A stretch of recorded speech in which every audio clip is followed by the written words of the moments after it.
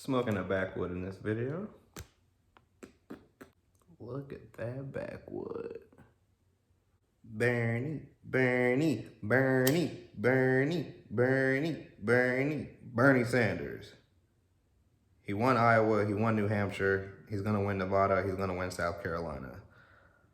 He won the popular vote in Iowa, but the way the vote was allocated around the state, Pete Buttigieg ended up with more delegates, but that's okay because Bernie Sanders had more in terms of the popular vote, so the people were really with him.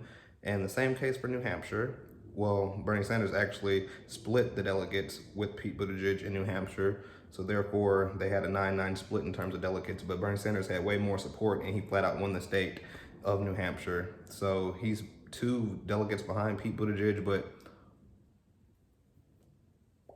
excuse me, after he wins Nevada, he's just gonna flat out, outright run away with the nomination. That's what's getting ready to happen, and the establishment is panicking. They're literally scared. Bernie Sanders is essentially gonna run away with the nomination. He's gonna win Nevada. He's gonna win South Carolina next. And this is the funniest part because the Biden campaign has ultimately already done conceded Nevada. Almost all the candidates have conceded Nevada. They're just basically running for 2nd and 3rd place now because it's not even close in terms of polling.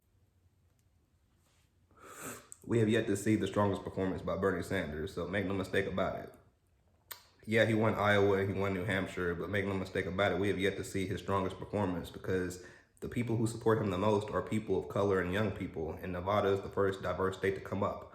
And Pete Buttigieg, Elizabeth Warren, Amy Klobuchar, Joe Biden, they couldn't even win in their own backyard in predominantly white states in Iowa and New Hampshire. And now they want to compete in predominantly colored states. Let's see how this is about to shape up and happen. But there are so many things that went wrong with the Iowa caucus that just made it a whole debacle when it didn't have to be.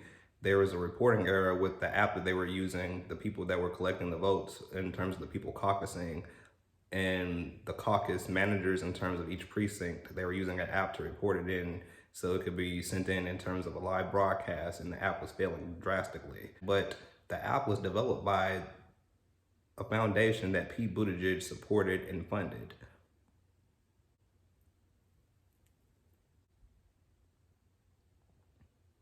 And they allowed him to participate in the primary. Think about that. A foundation that Pete Buttigieg funded himself personally. They're the very ones who not only funded the app that was used to collect the votes in Iowa, but they oversaw it. And it crashed and failed miserably. I wonder why. And then the morning after Iowa, news pundits, they say, well, they're still saying the same thing now. Had all the establishment figures been one person, they would have beat Bernie Sanders. That's the most retarded shit in the history of the world. Who says stuff like that? But the establishment media says that, and they believe it. They really, truly believe what they're saying, and it makes you want to laugh in their face. Why not talk about the person who actually won? Not only the popular vote, but he just actually won the heart and soul of the electorate in terms of those places going first in terms of voting. He won them. Admit that. They can't do it. New Hampshire wasn't even going to be close itself. Bernie Sanders beat Hillary Clinton in New Hampshire in 2016. He obliterated her. Hillary Clinton was a juggernaut in terms of an establishment figure, in terms of centrist politics. She was all that times oblivion because not only did she have that backing her, but she had the media industrial complex behind her, as well as the Democratic machine and her own machine that was created and established through the Clinton Foundation and through her time in the Senate, enriching herself and her family, as well as Bill Clinton. So that's what Bernie Sanders was up against in 2016, and he still beat Hillary Clinton in New Hampshire, and they thought they were going to keep up with him there.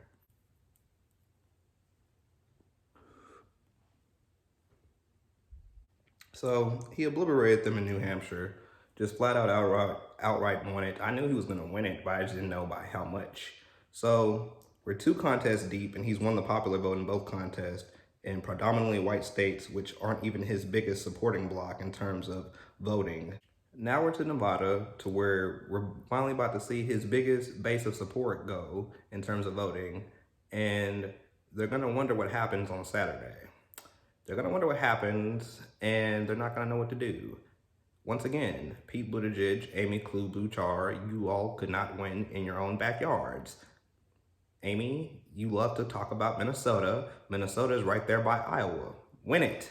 You can't do it. You're talking about these Midwestern roots and you can win everywhere. You couldn't even win in Iowa, Amy. That's the heart of the Midwest. It's literally in the middle of the country. You couldn't even win there. Agricultural as fuck. You couldn't win there. What are you talking about? Poor Joe.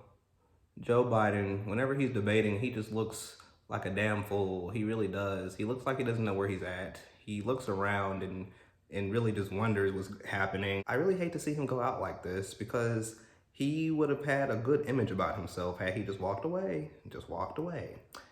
But you decided to throw your hat in the ring and run for the presidency, which Barack told you not to do, but you still did it anyway, just for your own ego, just to say you did it and give it one last shot because Bo said to do it before he died. Poor Joe. And then Bloomberg, I'm just a Bloomberg. Now he wants to run for president. And he got obliterated on the stage too. Michael Bloomberg got obliterated on the stage because of his racist policies of stop and frisk. Policies in New York in which if you were black walking down the street, police officer could stop you just because you're walking and because you're black and he believes you might have something that could be of harm to the society. So he can stop you easily. This is what happened in Bloomberg's administration as the mayor in New York. Everybody must know he's a racist pig and he wants to be the president. Think about these policies. He said that the minority communities are where most of the crime is happening, which means he put more police there and more militant forces there purposefully. He is a fucked up person. And he wonders why everyone is just digging into his past, like Elizabeth Warren. She was able to dig into him, really paving the way for the Sanders candidacy by really just fucking Bloomberg. But Warren fucked up because she doesn't have the progressive base. And ultimately that will be why Bernie Sanders prevails, was because of progressive base. And she fucked up. She fucked up. She fucked up. I'm sorry, Elizabeth. You showed us that you weren't the real thing. Barack Obama inserted you, and now we're about to take you out. So, but she's still helping us though. So I was thanking her for that. I mean, shit. Why not? Yeah, Bloomberg, he's just a terrible figure to run. He's running for his own ego and he's stroking his ego. The Bloomberg, I'm just a Bloomberg.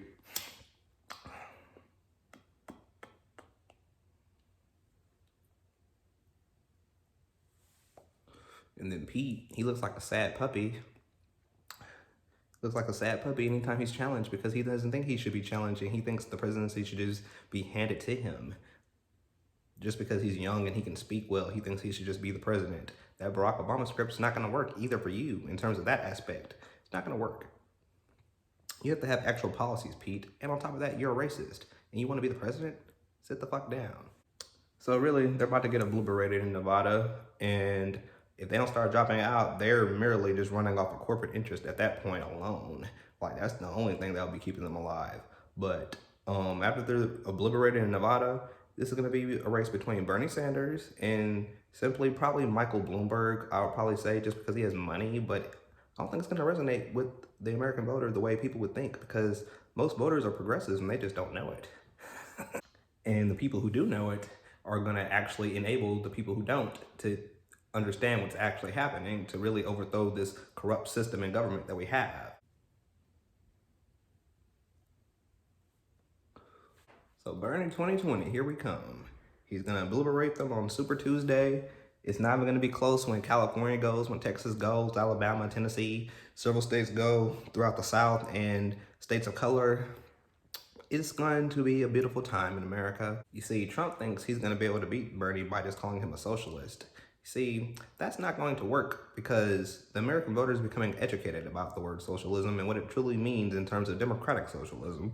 Those type of attacks are not going to work because they've never worked. They tried to call Obama a socialist and it didn't work. So that's what the Republicans are going to resort to anyway. If making people debt free and providing a job to them with a minimum wage, with health care, if that is socialism, then hell, fuck it.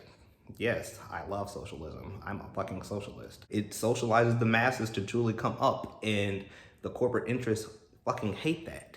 So, that's just where we are.